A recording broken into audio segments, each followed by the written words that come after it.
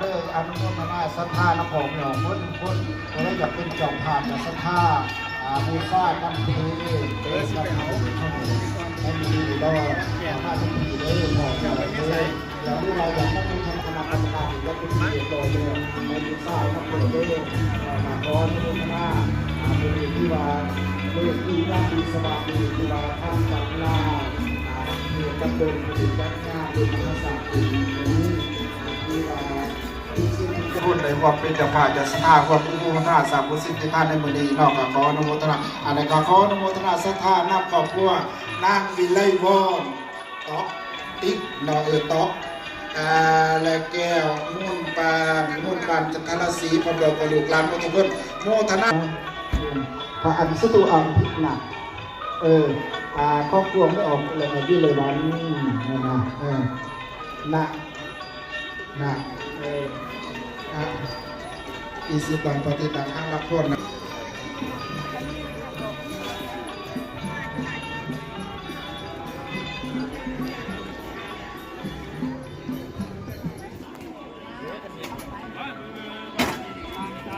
อาดาซาอนุโมทนาสัทธานำครอบครัวยูนบาลีบุญวงศาโมทนากันเทศ40 ลุลาสาธุไว้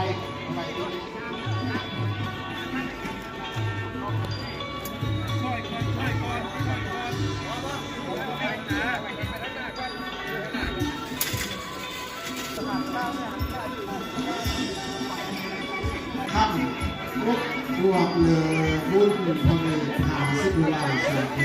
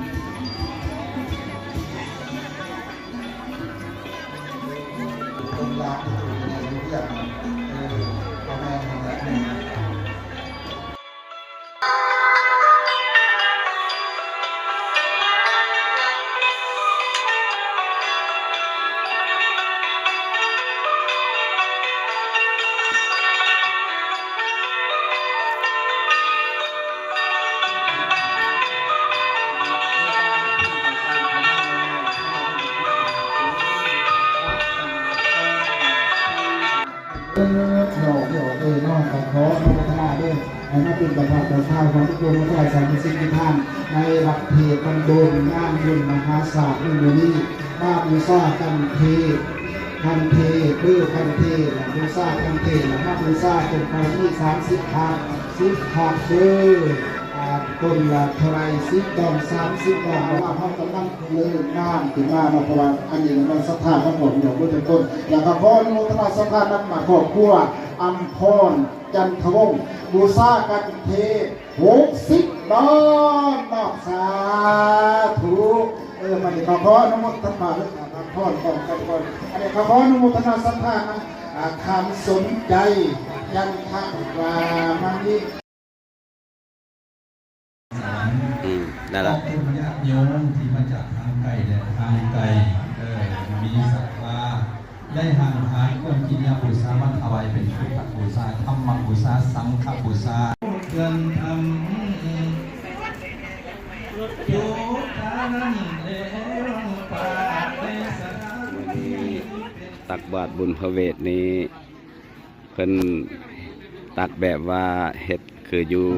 บ้านเฮาหมายก็ว่าพระเพิ่นจะย่างมาเลาะตักแบบนี้เนาะ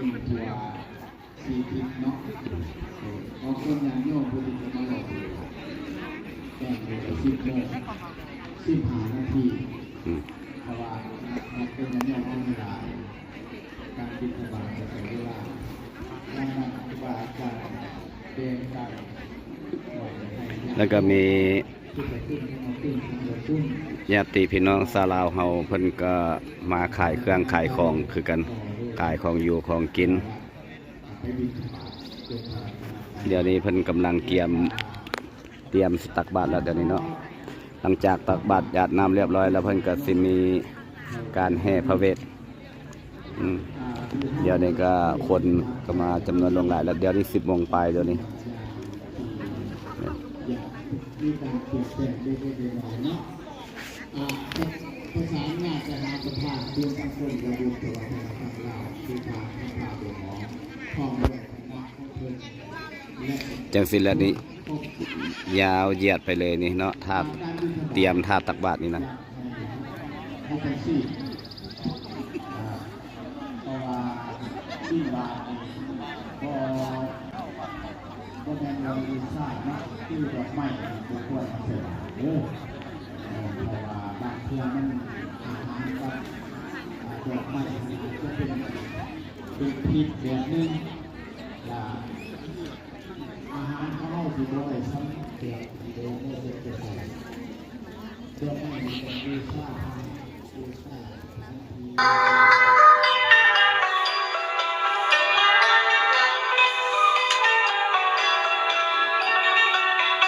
คือน้ำสุขุมโลกเทียนสมาธิตาอาภูริที่เผยใส่สภาพ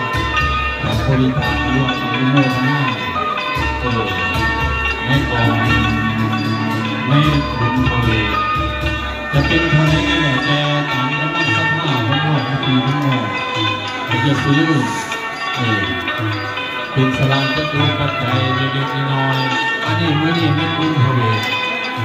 ต่อไปนี่เป็นไม้พวานแห้งน้ำ2 ตัวอยู่หนาสิงต่อสียังบ่ทันได้ใส่อันนี้แห้งสิเป็นงานใหญ่พี่น้องบอกเข้าไปถึงตอนเรียนเป็นยังพี่ป้านะบรรดาพี่น้องสาวพุทธศาสนิกชนทุกทาง